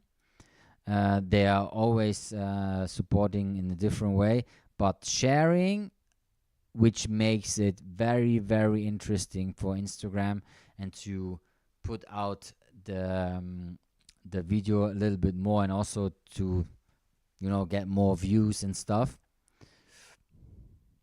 I think we will be there in around 5 or 6 months. I mean, do you do that for 2 months streaming and videos? You are half there.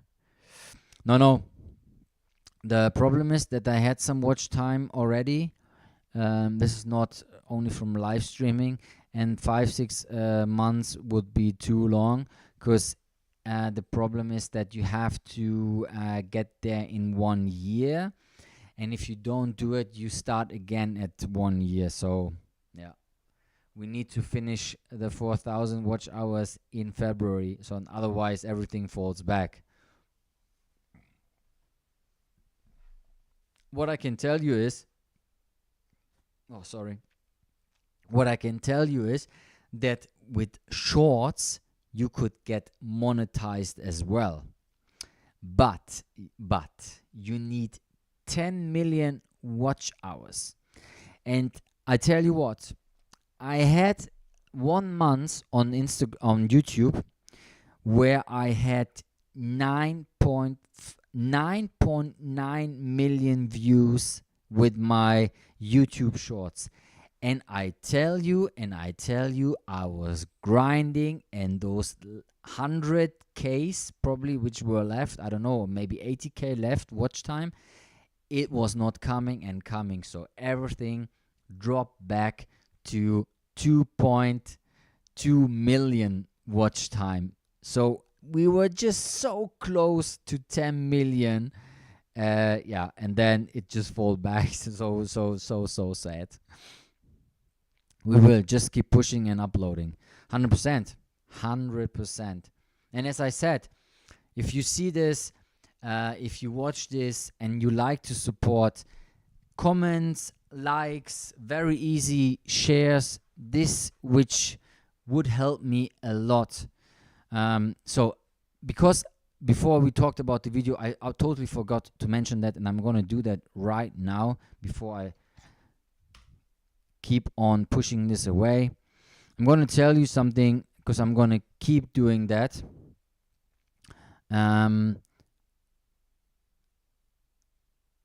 This is crazy that he just wrote me. See? This is crazy. This is absolutely coincidence. So I just told you there's a guy who started following me 1 year ago in 2024, and he kept pushing my videos and shared them always on his stories. What I can tell you, rarely people do. and this is one guy who did it very, very often. And he's also into the, let's say, rugged scene. Denim head, a heritage styler, passion for slow fashion, and his name is called Andreas, known under the name Mokka Luca. I'll show you the Instagram page. So yeah, the thing is also that this live upload will stay on my page, so everyone can check him out and write him and look at his clothes. I'm gonna keep doing that to my live streams, so if you want to be mentioned and be featured, I'm gonna watch out for those people who do on my Instagram page. And of course, I mean, those people here in the chat, like everyone who is here in the legend chat, is already absolutely massive support. I see that at completely two different platforms. Being here in the on my live stream is absolutely a next level move for myself. So if I can compare this to this is absolutely mind-blowing that someone is watching me talking 2 hours to the camera, which I am absolutely grateful and absolutely blown away by that support. We always have those legends here right in the chat, and this here is a feature I would like to bring from Instagram to YouTube. So I hope also maybe one day we can have a nice connection between Instagram and YouTube. Anyway, this is Andreas. You see his style, it's very heritage related. As I see, he's a very kind guy. Also, his kitchen looks very cool. As you see, the style, it's cool. It's casual, unique, denim shirts, Vans, striped shirts, relaxed outfits. Very cool. So this is the guy who always pushes my videos by sharing them onto his page. Thank you, Andreas. I hope you like it, and if I will see you one day here in the chat, in the legend chat. Thank you so much for helping me and supporting my videos on Instagram. Much appreciated. Yeah.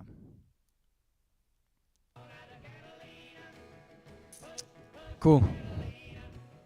So, yeah, bros, how can we do that? How can we go to 4,000 hours watch time? How can we do? The views on my reaction videos need to be higher. Yeah. Not so easy. But you know, as I said, the grind is the thing I love doing. So we're grinding, hustling, and pushing it to the next limit. I'm going to be the first,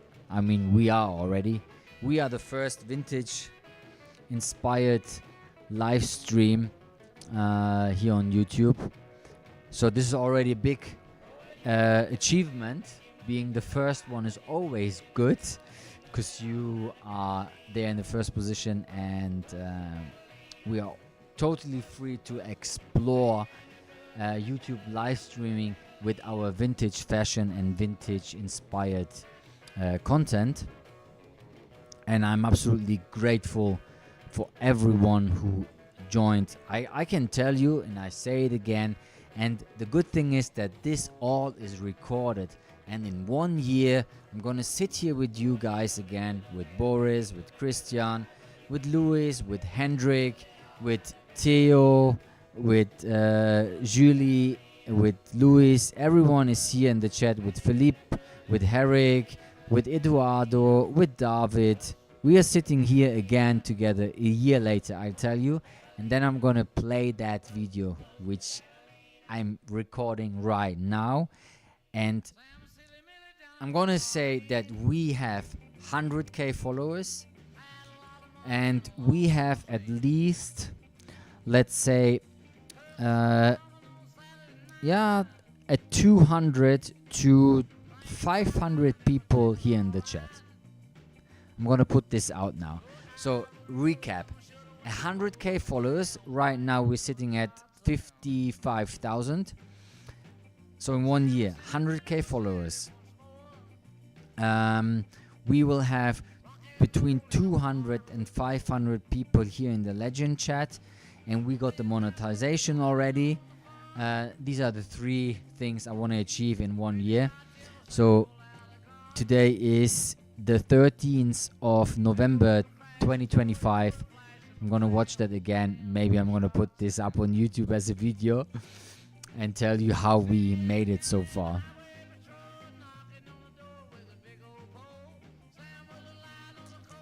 Yeah, I have told you, modern people like shorter videos, not that long. I mean, if that's what you want to do, fine.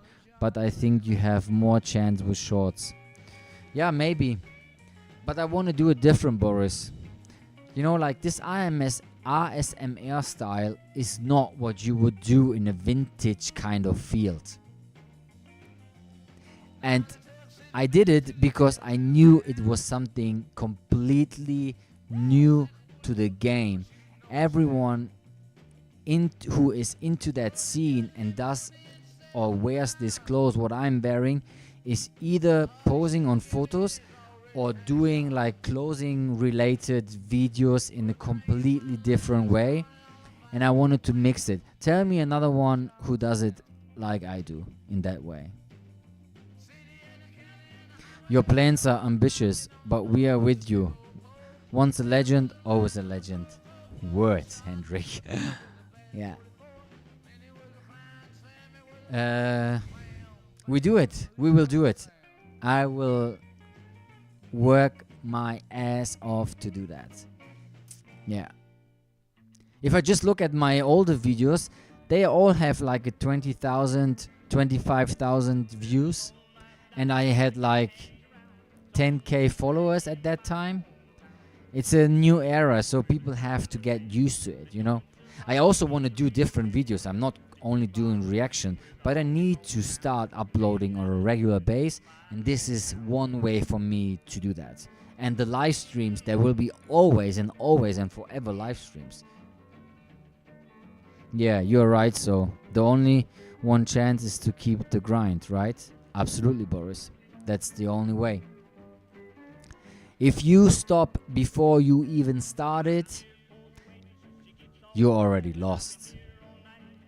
I don't want to sit here, or not here, but on my sofa in a year and tell myself, this is what I said in my very first live stream. I don't know if you remember, Boris, but I said, imagine sitting there on the sofa in a year or something and then asking myself, what would been happen if I would have tried live streaming? What if?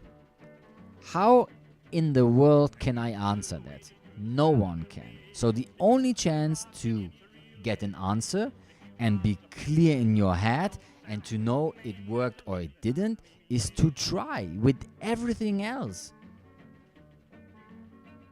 Yeah, I remember clearly, see? This is stuck in your head. This is how I changed my content from non-talking videos to talking videos, and then to non-talking videos again with the ASMR style in it. And this is when my channel blew up. Everyone was laughing at me. Everyone was laughing at me. I can tell you, I got DMs by so-called very stylish people telling me I should stop that bullshit. Yes, because you have been in the scene for 20 years. I've been growing up my life with that style. with 16 was the first time I got into it. Yeah. So don't tell me about you have been in that scene forever. You know, I had even people telling me, and this is absolutely absolutely knock. It blows my mind, honestly, that I had people telling me, this is so crazy. Listen to that. This is insane. Just pops up into my head. I had people telling me that I should. Okay, wait. I do that in one take. I had people telling me. I had people telling me that I should stop and immediately stop doing an undressed version of watching into the camera. You know, like people writing me to tell me that I should get dressed before I start the video. Makes absolutely no sense, because they don't want to see my naked upper body. And I tell you something, and this is absolutely a true story. 2 months, 3 months later, the same exact person who told me that I should stop starting my videos with the naked upper body does the same. And you know why? Because he figured out how it works. He was jealous of me doing it. And you know what? I still don't care. I still don't care. And that's a true story. If you want to see it, I can tell you. I could expose him like straight away. He wrote it even on different channels in the comment section. There is a guy who gets naked on the internet because he wants to show off his body and wants to get attention. You know what? I don't care. Yeah, what an idiot. Jealousy, whatever it is. I was not even in shape at that time. This is when everything started. You know, if he would said it right now, I want to show up because my body is so in shape, I would probably say, okay, maybe, I don't know, would make maybe a little bit more sense. But I was not in shape at all, and I didn't care how I looked. I wanted to do it that way because I enjoyed doing it. It's not because I want it and I need it. No one told me that I should need to do it like this. I was there and thought about my content. How can I improve it? How can I make it more interesting? Not only for the viewer, but also for myself. If I need to cut that video and watch at that video 50 or 60 times before I can release it, and I get bored of it, watching it, then how in the world, on the other end, someone should find this interesting?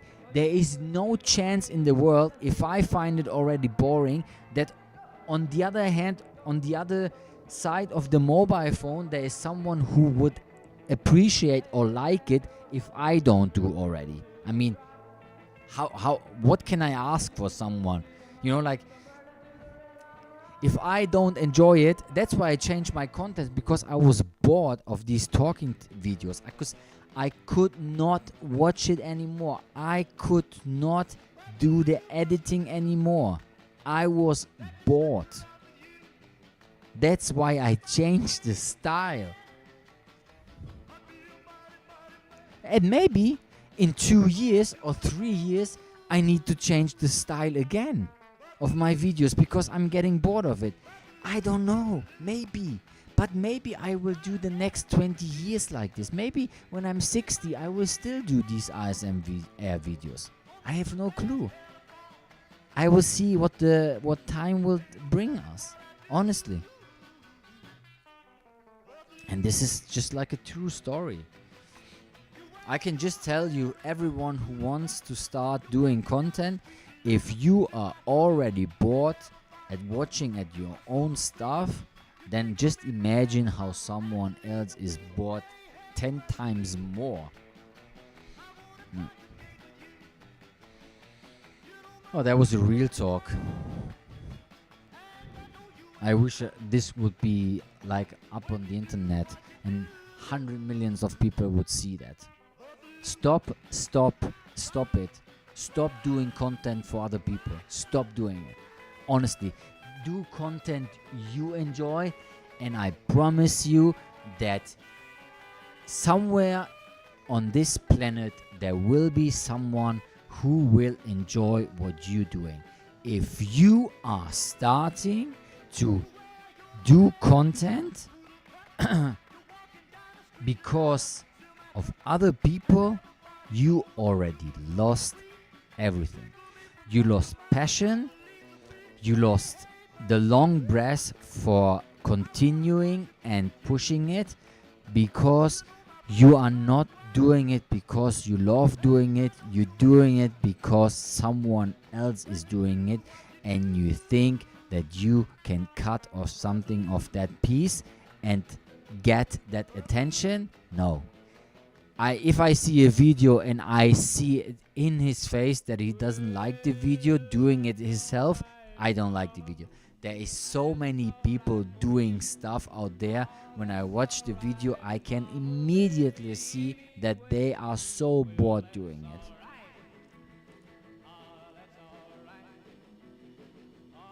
Yeah, this is real talk. You can take it or you can leave it. I don't care. But this is how I see the world. And this is also with this live stream. I know there's no one doing it. So should I wait that someone starts doing it so I can copy it? No. I'm doing it because I love doing it. And if someone wants to copy it, please go ahead. But right now, we are the only vintage and lifestyle inspired live stream here on YouTube. The only one. The only one.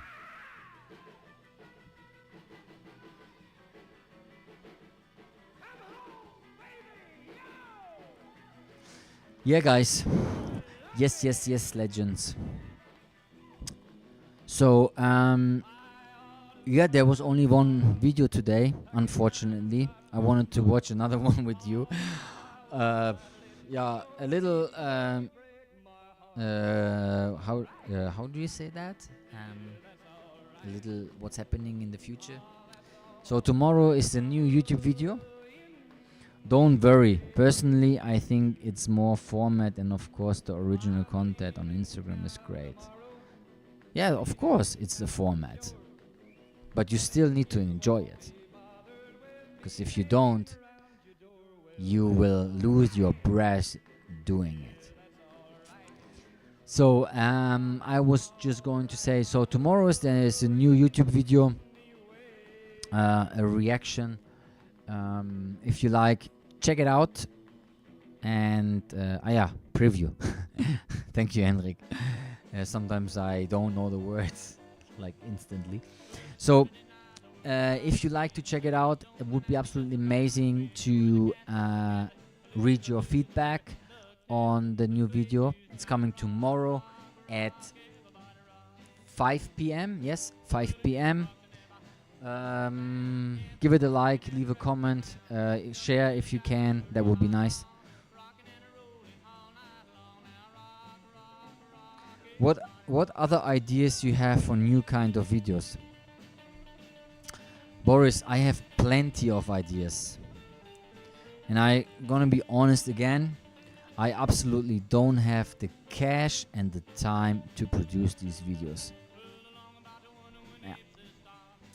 Yeah. What I can, I don't know if I can tell that.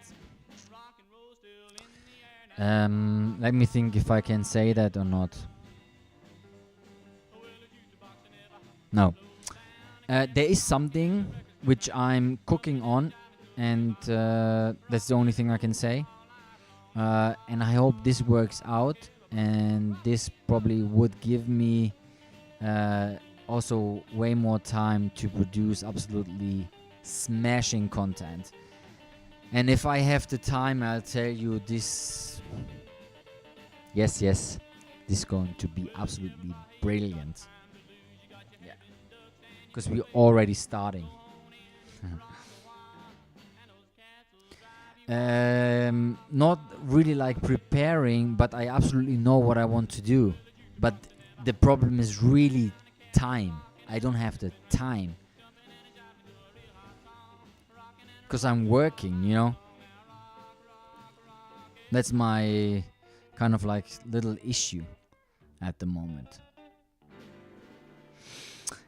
Yeah, so I said, oh, this is a killer track. Listen.